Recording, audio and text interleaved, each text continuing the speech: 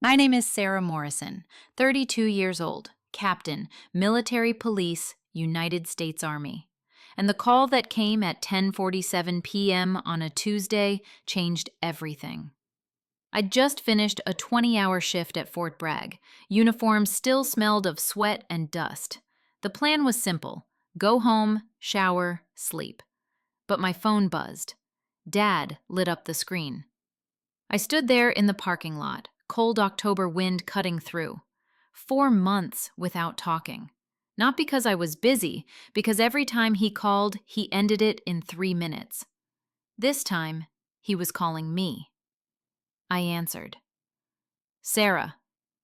No greeting, just my name pronounced like a word he didn't like. I waited. Silence is usually the best weapon. I've tried, he began, voice controlled but tight. God is my witness.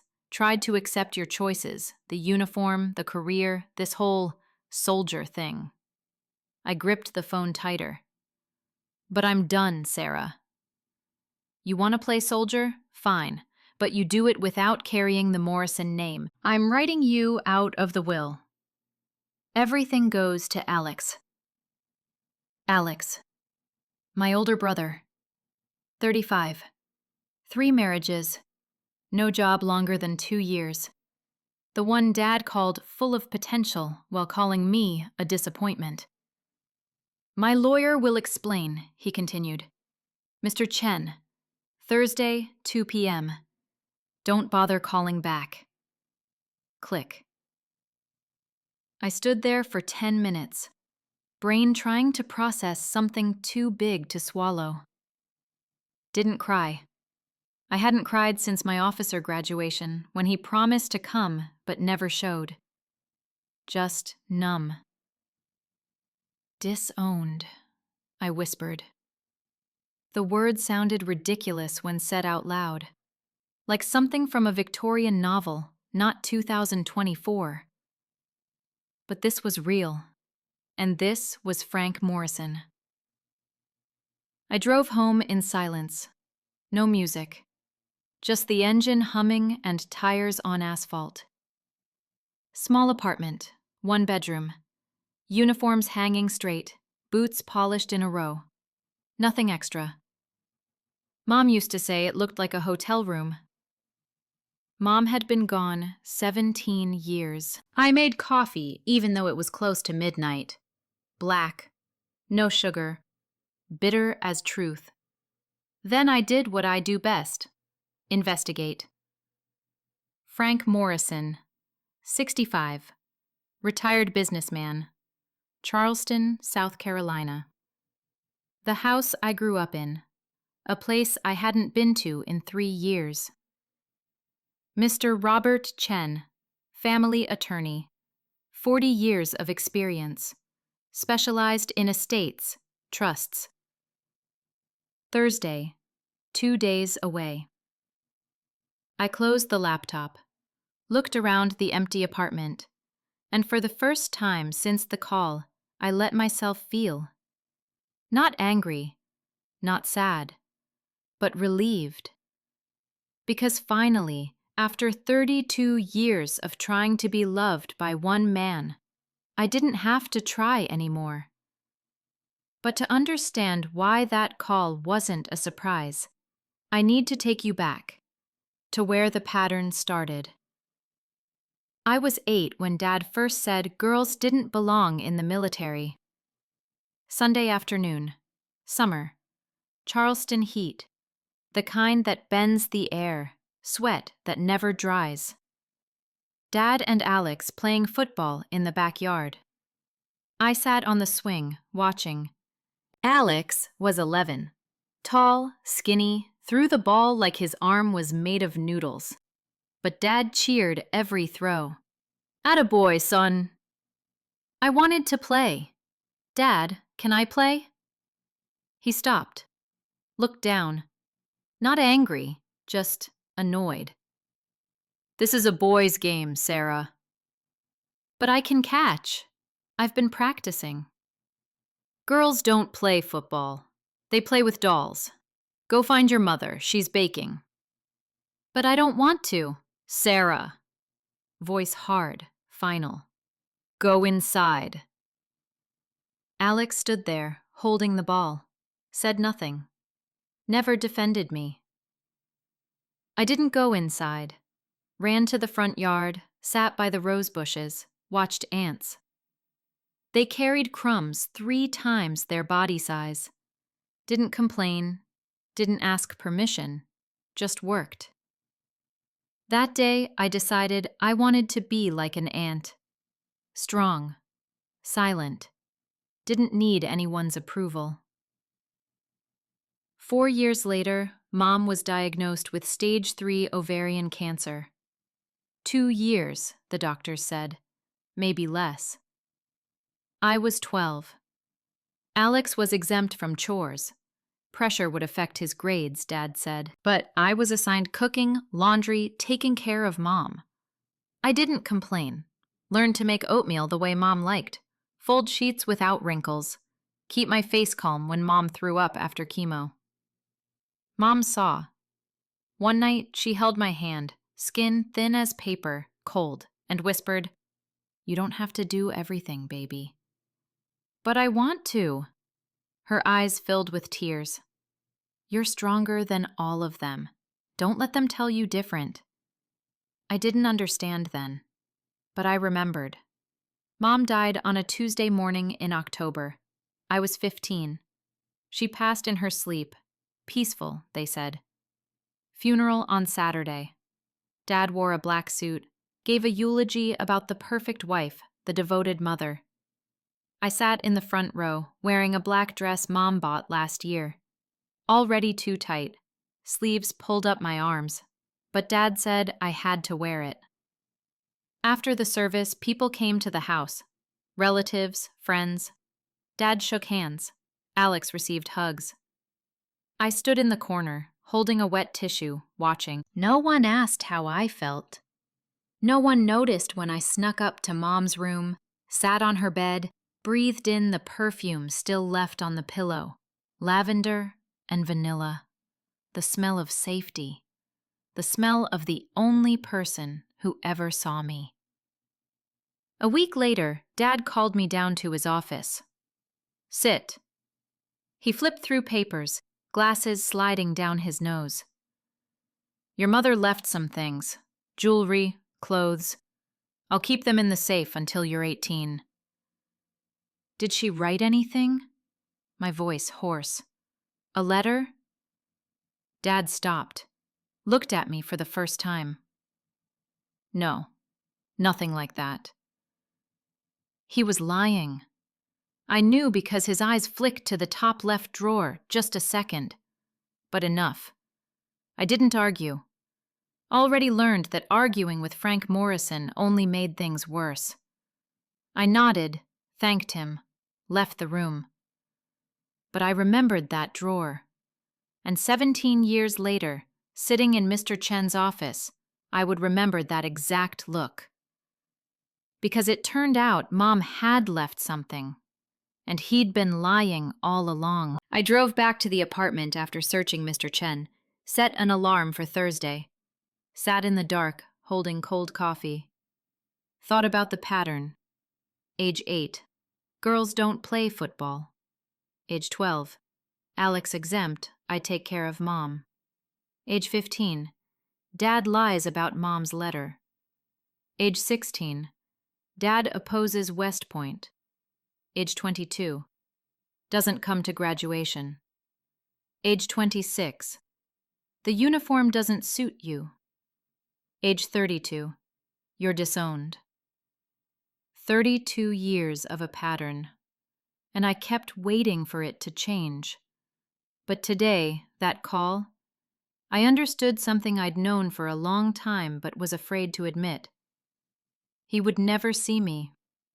Didn't matter how strong I got, how smart, or how many medals I earned. I was born a girl, and to Frank Morrison, that was a crime that could never be forgiven. So when I showed up at the lawyer's office on Thursday, I wasn't expecting justice. I wasn't expecting an apology. I came to close the chapter. to hear paperwork confirm what I already knew. But what I didn't know, what no one knew, was that Mom had predicted this.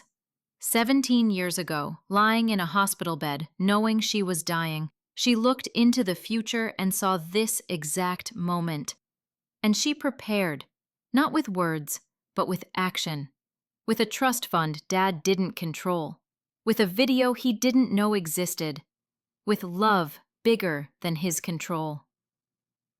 Thursday, 2 p.m. I would sit in that office, and I would learn the truth. That no matter how hard Frank Morrison tried, I was never his to disown.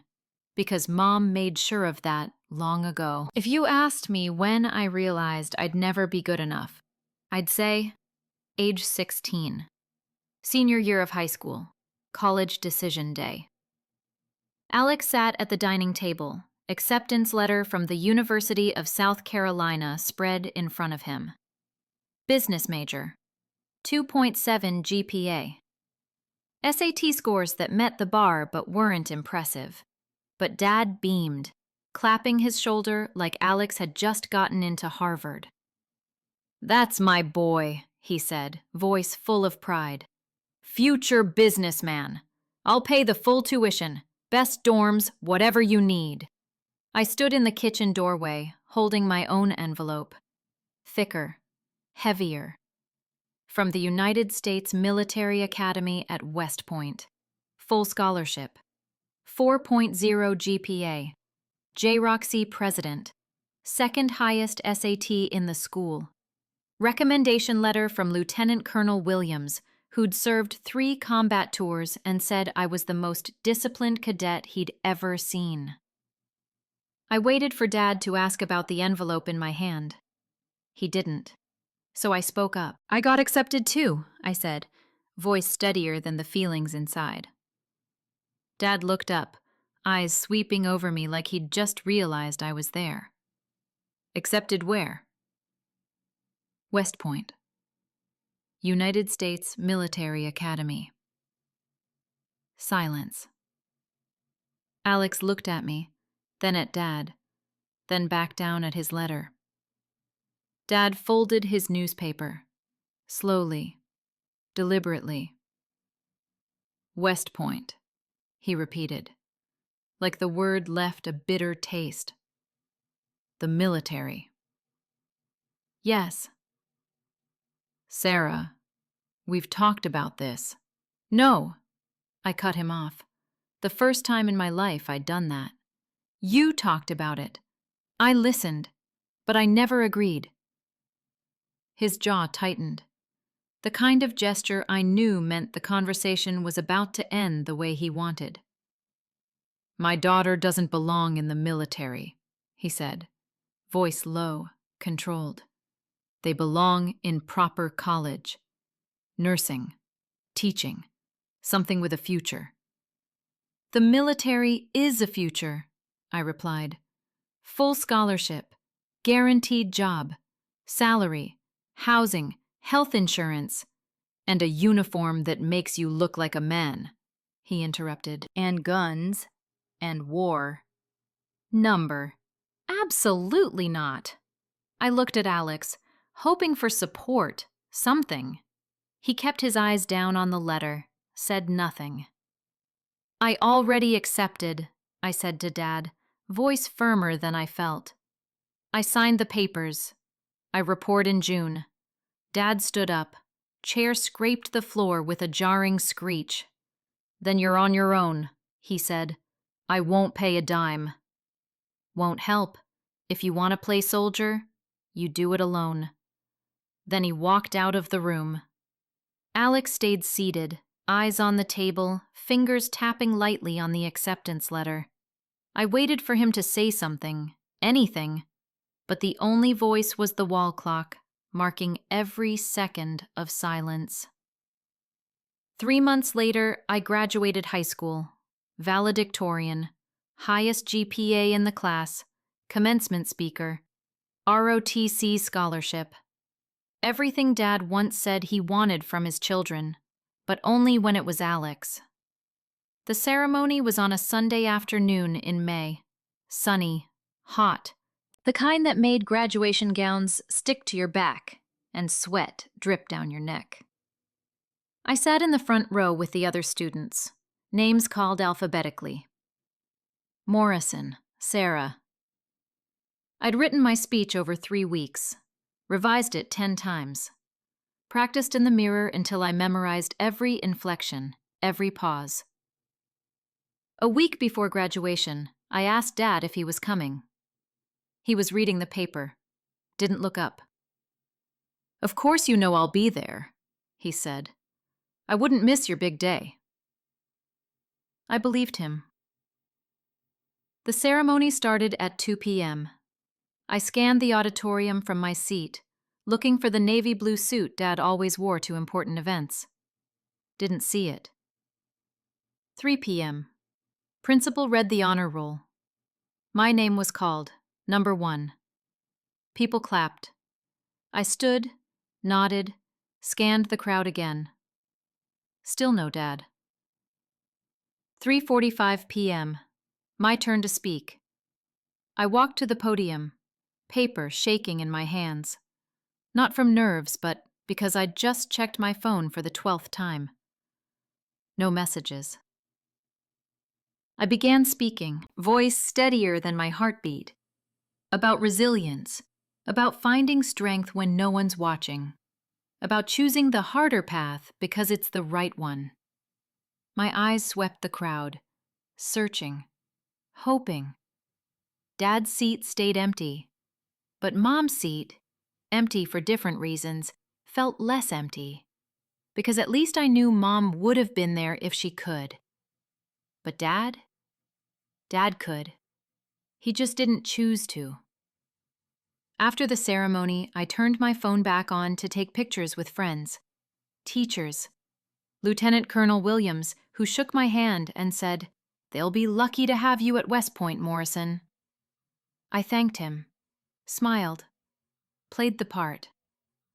But when I turned my phone on, there was one voicemail, from Dad. I pressed play, ear against the speaker. "Sarah, sorry, kiddo. Alex's baseball game went longer than expected.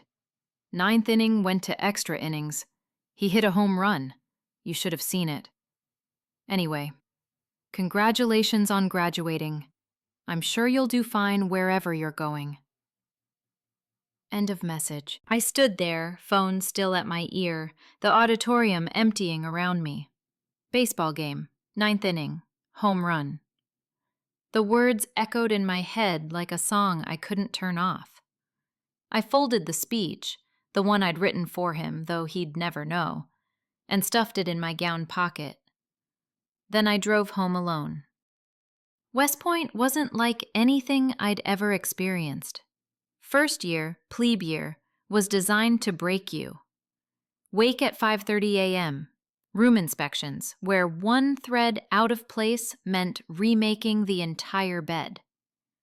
Marches with 60 pounds on your back while upperclassmen screamed in your face about discipline, honor, duty. I loved it, not because it was easy, but because it was fair. At West Point, if you worked hard, you advanced. If you led well, you got recognized. If you excelled, you moved up. Gender didn't matter. No one cared if you were a girl or a boy. They only cared if you could complete the mission. I called home every Sunday. Dad was always busy. Calls lasted 3 minutes, mostly him asking about Alex, who was in his freshman year, major undecided, grades slipping. But Dad never asked about me, so I stopped telling. 3rd year, West Point held Family Day. Parents were invited, campus tours, meet the instructors, watch cadets march. I sent Dad an invitation, twice. First via email, second via handwritten letter. He didn't respond to either. But 1 week before the event, he called. "Sarah, I can't make Family Day," he said. No apology, just stating fact. "Alex needs help moving to a new apartment. Your brother's having a hard time, and family has to support each other." I looked out the dorm window at the Hudson River sparkling in the sunlight. "Okay," I said. "I understand." "Good. You'll be fine. You're always fine." He hung up. I sat there in silence, phone still at my ear, and thought about that phrase. "You're always fine."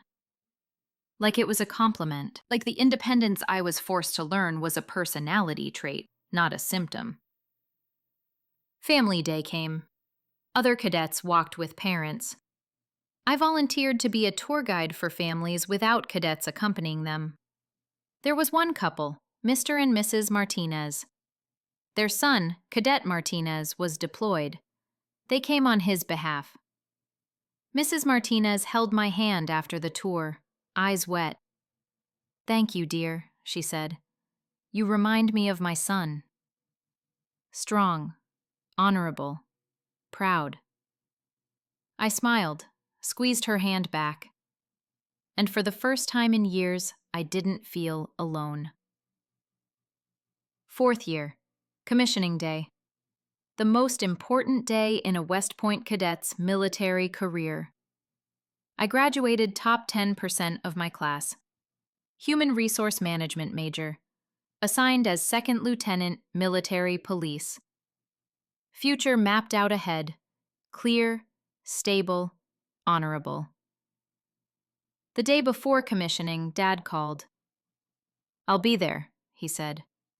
Not asking, not explaining, just declaring. I was so surprised I couldn't speak. "I'll be there at 9 a.m., he continued. "Where can I meet you?" "Michi Stadium," I said, voice smaller than I wanted. "Family section, east side." "Got it. I'll be there."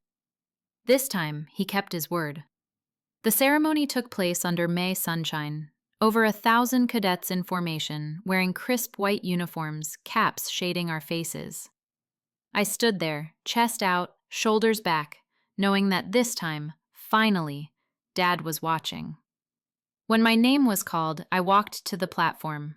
The superior pinned the gold bar on my shoulder, symbol of 2nd Lieutenant, shook my hand, congratulated me. I saluted, turned, stepped down, and looked into the crowd.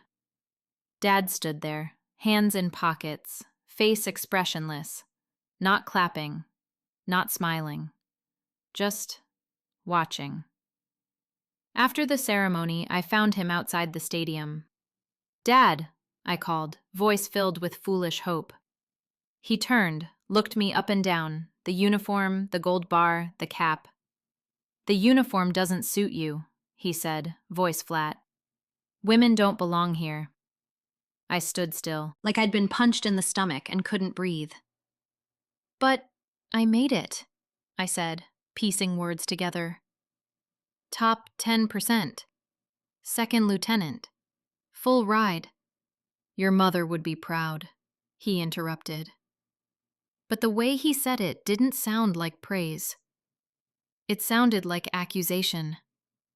He checked his watch. "I have to go. Afternoon flight. Alex needs help with something."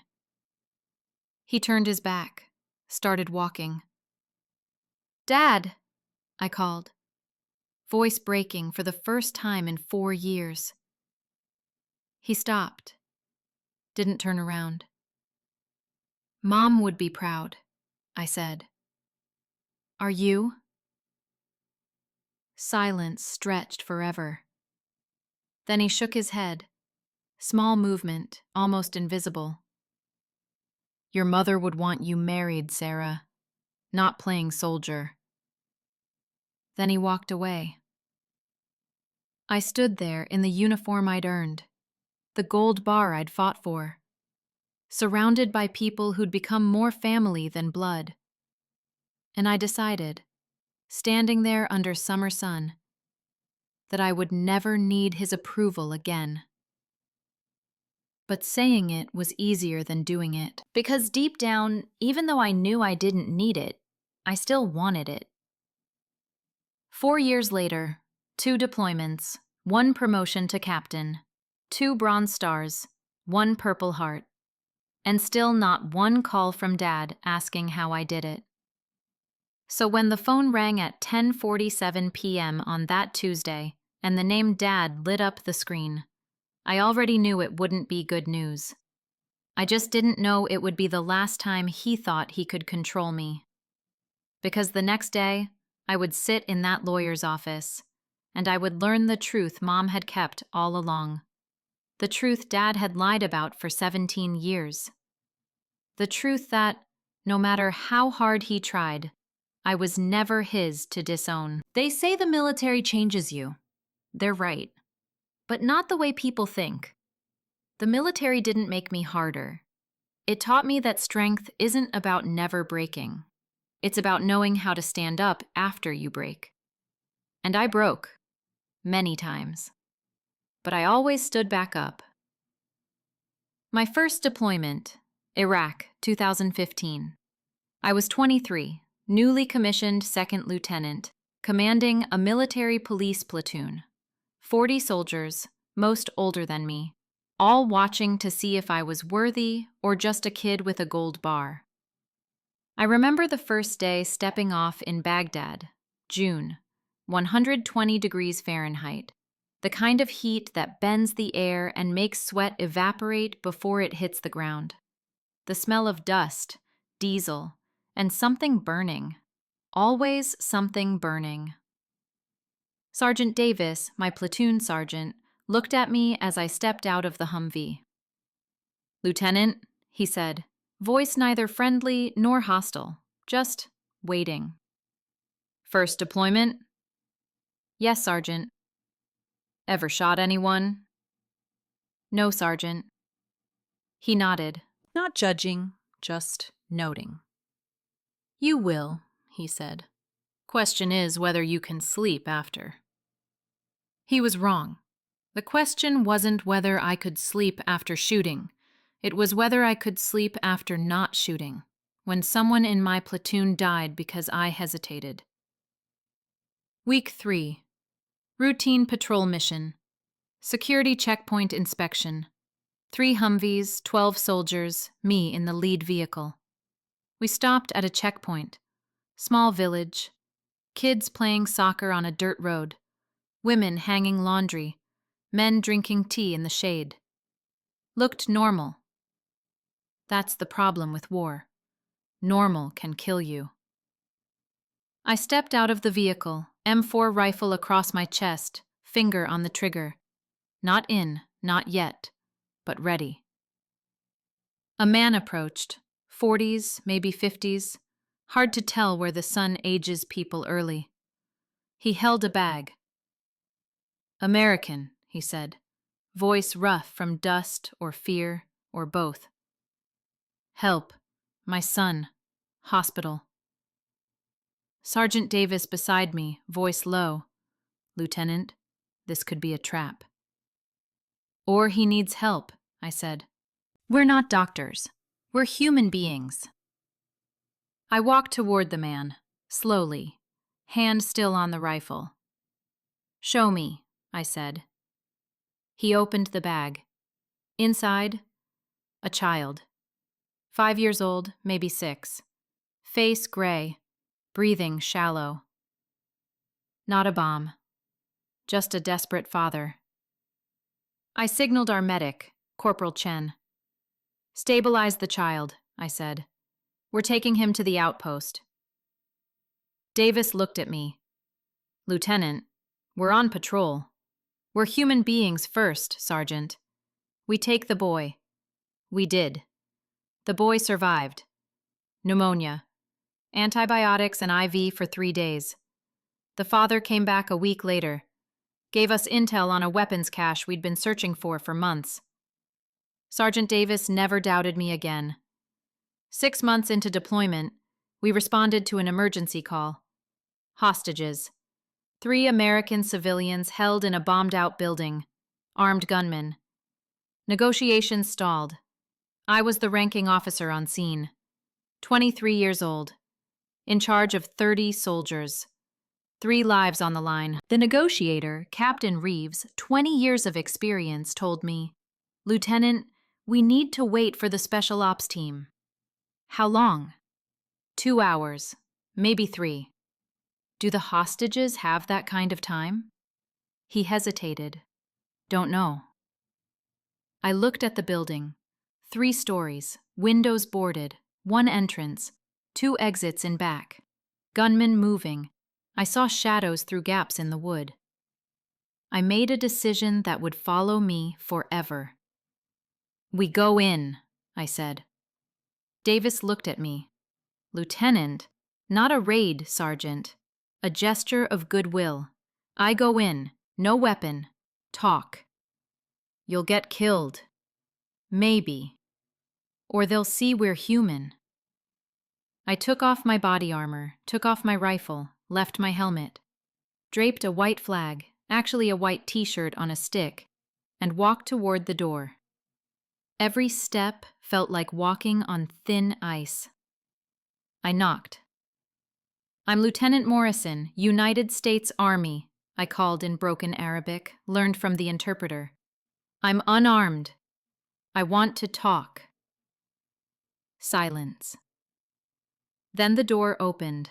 A man stood there, AK-47 pointed at me, eyes angry, scared, exhausted. You go, he said in broken English, or I shoot. Shooting me doesn't solve your problem, I said, voice calmer than my heartbeat. Talking might. We stood there for 5 seconds. Felt like 5 hours. Then he lowered the gun. Just a bit. Talk. 45 minutes later, 3 hostages walked out, unharmed. The gunmen surrendered. Not a single shot fired. That day, I was recommended for my first Bronze Star. That day, I called home to tell Dad. He listened. Silence. Then said, "That's good, Sarah." By the way, Alex got engaged. We're planning the wedding. I sat in my tent after the call, dog tags around my neck, and realized something. I'd just saved 3 lives. And the only thing he cared about was Alex's wedding. Second deployment, Afghanistan, 2017. I was 25, newly promoted captain, commanding a training unit for Afghan police. Our job? Train local police so they could protect their communities after we left. But every time you build something, someone tries to destroy it. Month 4 of deployment, we were hit by mortar fire, 2 a.m. I was asleep in the barracks. The first explosion woke me, not the sound, but the floor jumping. I rolled out of bed, grabbed body armor, helmet, rifle, all in 8 seconds. Training takes over when the brain's still catching up. Outside was chaos. Smoke, screaming, rifle fire streaking across the dark, the smell of explosives and blood. 3 soldiers wounded, 1 critical, mortar shrapnel to the thigh, artery severed. I applied the tourniquet while the medic bandaged, kept pressure, shouted into the radio for medevac helicopter. Second mortar round landed, closer. I covered the wounded soldier with my body, felt fragments cut into my back. Not deep, not fatal, but enough to know I'd been hit. Didn't matter. He lived. All 3 lived. I got my second Bronze Star, and my first Purple Heart. The first one. I hoped the last. I was in the military hospital for 3 days. 9 pieces of shrapnel. 8 removed. 1 too close to the spine to safely extract. I still carry it today. Small piece of metal inside my back. Reminder that war never really leaves. Dad didn't visit. My brother did, Alex. Drove from Charleston up to Walter Reed, where I was transferred for recovery. He sat by the hospital bed, looking at the IV, the bandages, the monitors. "Looks bad," he said. "Feels worse," I replied, trying to smile. He didn't smile back. "Dad says you're performing." I looked at him, thought I misheard. Performing? I mean, you know, seeking attention. The medals, the purple thing. Purple heart, I corrected, voice flat. And it's not something. It's for being wounded in combat. Right. But Dad says you could have avoided it if you'd been more careful. I closed my eyes, counted to 10, a technique the therapist taught me to control anger. Alex, I said, opening my eyes. 3 men survived because I covered them. I know, and that's very brave, but there's no but. Either he understands or he doesn't, and Dad doesn't understand. Alex looked down at his hands. He's just worried about you. No, I said, voice tired more than angry. He's ashamed of me. There's a difference. Alex didn't argue, because he knew I was right. He stayed 15 more minutes, talked about his upcoming wedding, wife number 2, or 3? I'd lost track. Then he said he had to go, meeting a friend for dinner. I watched him leave and thought, this is my family. A father who doesn't come, a brother who stays 15 minutes, and me, lying in a hospital bed with 9 pieces of shrapnel and feeling lonelier than ever. Coming home between deployments felt stranger than being overseas. In Afghanistan, my role was clear: train, lead, protect. In Charleston, I was just Sarah, the disappointing daughter. I visited home twice a year, Thanksgiving, Christmas. Dad forced politeness. Alex absent or late. The house empty not from lack of furniture but lack of love. Thanksgiving 2018, I sat at the dinner table while Dad bragged about Alex's latest startup, some tech thing, failed within 6 months, but Dad poured in another $20,000 to keep it alive. Alex has vision, Dad said, just needs time. I'd been promoted to captain, commanded a unit, 2 Bronze Stars, 1 Purple Heart. Dad didn't ask about any of it, so I brought it up myself. I'm looking at buying a house, I said, near Fort Bragg, saved enough for a down payment. Dad nodded, not looking up from his food. Good for you. I'm thinking I might retire after 15 years, maybe do police consulting. Or maybe I'll join NASA, fly to the moon. Dad grabbed more mashed potatoes. Sounds good, Sarah. Alex chuckled. At least he was listening. I put down my fork. I'm kidding about the NASA part. Dad finally looked up. What?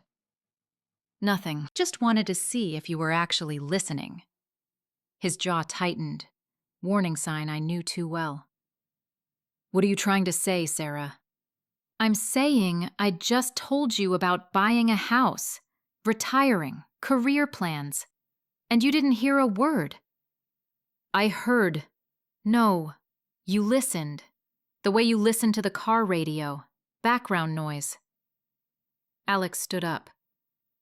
I'll go get more wine. He left the room, fast. Dad and I sat in silence. Then he said, voice controlled, if you feel unappreciated, not feel, Dad. It's the truth. You chose your path, Sarah. I didn't force you into the military. And you never stopped punishing me for it. He stood up, folded his napkin. I'm not punishing you. I just don't understand you. You don't try to understand. He looked at me, really looked at me. First time in years.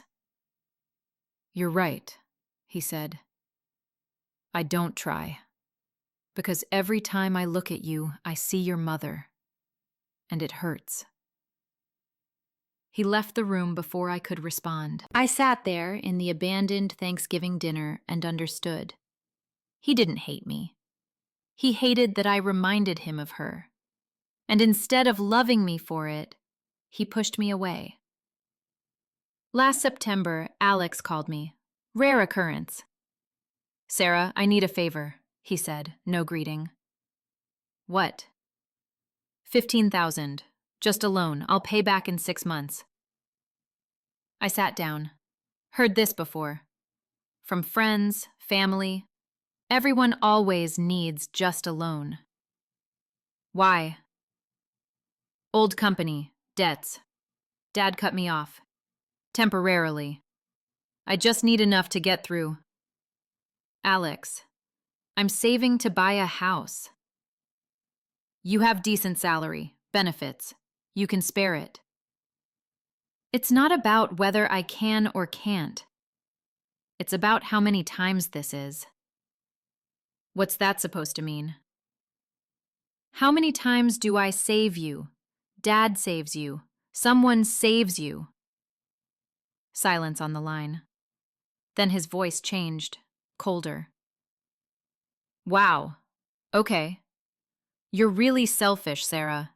Family's supposed to help each other. Where was family when I was in Kandahar? My voice rising.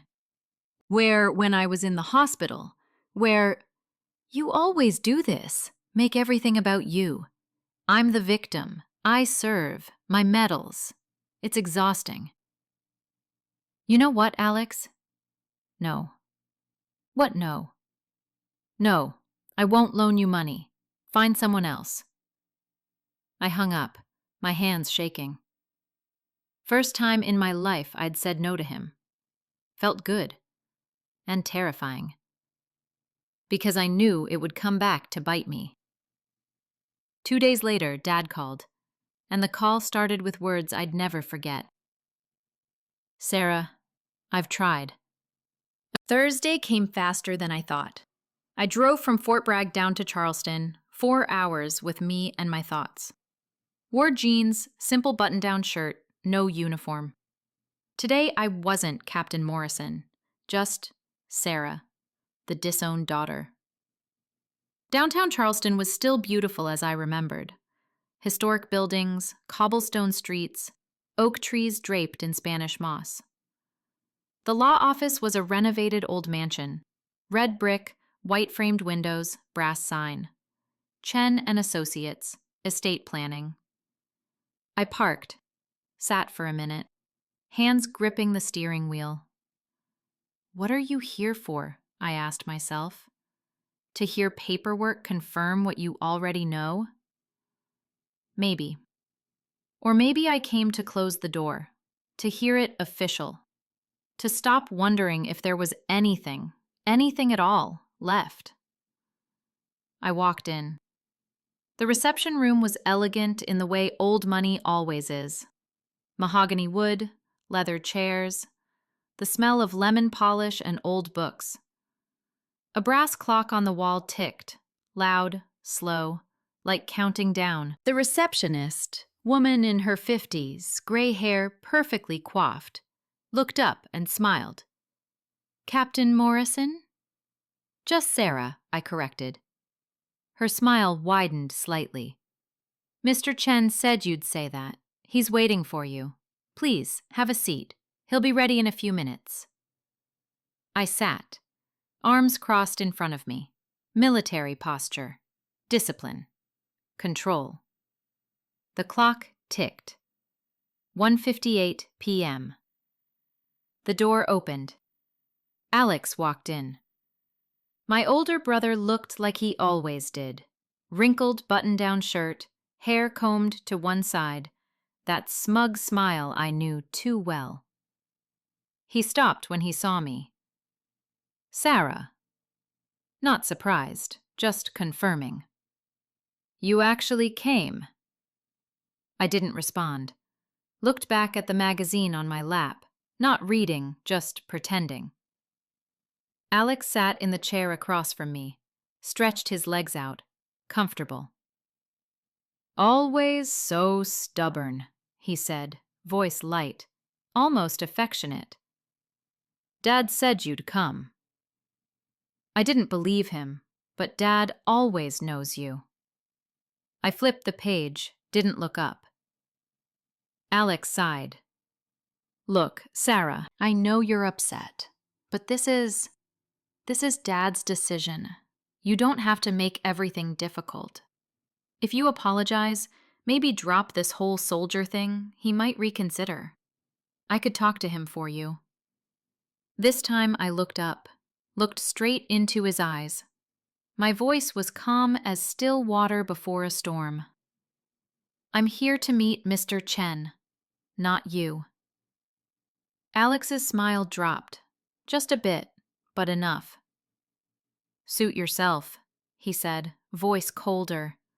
Get ready to live in poverty. Everything goes to me. The house, the money, all of it. I closed the magazine, set it on the table, said nothing. Because people like Alex don't deserve words. They only deserve silence. The inner office door opened. Mr. Chen stepped out. Asian man in his late 50s, silver hair neatly combed, navy suit, serious face but kind eyes.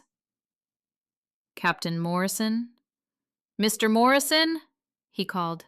Please come in. Alex stood up, pulled his shirt straight, smile back, victorious, confident. I stood up, back straight, shoulders squared, and followed Mr. Chen into the room where everything would change. The conference room was bigger than I expected. Long mahogany table, 6 leather chairs, windows overlooking historic Charleston streets. On the table, neat folders, pens, and a phone with a red indicator light glowing. Dad was on the line. Mr. Chen sat at the head of the table, gestured to 2 chairs across from him. Please sit. Alex sat first. Comfortable, like sitting in his own living room. I sat after, arms crossed, back straight. Mr. Chen opened a folder, slowly, deliberately. Thank you both for coming, he began, voice professional, emotionless. I'll get straight to the point. Mr. Frank Morrison has updated his will. Alex, you are designated as the sole beneficiary of his estate. Alex leaned back, smile spreading wide. See, Sarah? I told you. Mr. Chen raised a hand, polite but firm. Alex went silent. However, Mr. Chen continued, voice not changing one note. There are certain trusts and accounts that Mr. Frank Morrison does not control. Silence dropped into the room. The kind of silence that wraps around your throat. I didn't move, didn't breathe, just listened. Dad's voice came through the speaker, angry, confused. Chen, what are you talking about? Everything is mine to distribute. Not quite, Frank. Mr. Chen turned the page. Finger pointed to a bolded line. Your late wife, Jennifer Morrison, established an irrevocable trust fund in 2008. The sole beneficiary is Sarah Morrison. Current value, $2,300,000. The air in the room stopped moving. Alex's mouth fell open. Face went white. Dad's voice through the phone, for the first time in his life, went silent. I didn't move, didn't smile, didn't cry. Just sat there, arms crossed, the way I learned in the military. Control. Discipline. Silence. Wait. Alex's voice shaking. That can't be legal. Completely legal, Mr. Chen replied, not looking up. Jennifer funded it with an inheritance from her father. Additionally, Sarah's military service has accumulated benefits estimated at $180,000. Dad's voice came through the speaker, trembling. Chen, You work for me. I work for the Morrison Family Trust, Frank, which Jennifer established in 2008. I have one final item. Mr. Chen turned the laptop screen toward us, pressed play. The screen lit up. And I saw Mom. Not Mom as I remembered her last, thin, weak, eyes full of pain. But Mom before the sickness stole her vitality. Hair still thick, smile still warm, eyes still had the spark I'd forgotten. Mom's voice filled the room, clear as if she were sitting beside me. Sarah, if you're watching this, it means two things. I'm gone, and your father has tried to punish you. Mom paused, smiled. The kind of smile only someone who loves you too deeply can understand. I know him, baby. I love him. But I also know his pride. He won't be able to accept that you're stronger than him, that you chose your own path instead of the one he drew. Her voice softened, eyes looking straight into the camera, straight into me. This money isn't a gift. It's a shield. To protect you from what I knew he would do. Because you don't need his approval, Sarah. You never did. My eyes stung. First time since Mom's funeral. You're stronger than your brother. Stronger than your father. Stronger than me. And I want you to know, no matter what happens, no matter what anyone says, you were always enough. Always. She took a deep breath. Now go live the life I always knew you would build. No asking permission, no apologizing, just live. She raised her hand, touched the screen, like touching my face. I love you, baby. Always. The screen went dark. Silence settled back in. Not the kind of silence that lacks sound. The kind of silence where too many emotions crowd in with no room to escape. Tears rolled down my cheeks. I didn't wipe them. Wasn't ashamed. Mom saw. When no one else saw, Mom saw. Mr. Chen closed the laptop. Voice returned to professional, but eyes looked at me softer. Miss Morrison, do you need to sign anything? This was the first sentence I spoke in this room. My voice was calm, clear, controlled. Just confirmation of receipt? Correct. The funds will transfer to your account Monday. Thank you. I stood up, didn't look at Alex, whose face was still white, mouth still open. Didn't look at the phone, where Dad was still on the line, silent for the first time in 32 years. I just walked to the door, hand on the handle, turned back once. Mr. Chen? My mother. She knew, didn't she? A long time ago. Mr. Chen nodded, gently. She knew her daughter, Captain. And she wanted to protect you. I smiled. First time in days. She did. And I walked out of the room, closed the door behind me, left them with the silence. Alex chased me outside. Sarah, wait! I stopped, turned, looked at him one last time. Dad's just angry, he said, voice pleading. He'll calm down. We're still family. No, I cut him off, voice calm as steel. We're biology. Family shows up. You never have. Sarah, I don't need him to calm down, Alex. I don't need his money, his name, or his approval. Mom saw me. My unit sees me. That's enough. I walked to the car. Didn't look back. Drove out of Charleston. Out of the past. Toward the future Mom knew I deserved. 6 months later, I stood at Fort Bragg, training a new class of military police. Promotion to major pending. House I bought with down payment from Mom's trust fund. And a charity fund bearing Jennifer Morrison's name, helping children of veterans. On my desk, a photo I'd never seen. Mom in uniform, 1985, Army nurse. Dad never told me. But now I know why Mom understood. She'd walked this path before me. I stood before my unit, 20 soldiers, eyes looking at me with respect I earned, not given. And I thought about something Mom said in the video. You don't need anyone's approval. She was right. Because real family isn't blood. It's people who show up, people who see you, people who stand by you when everything collapses.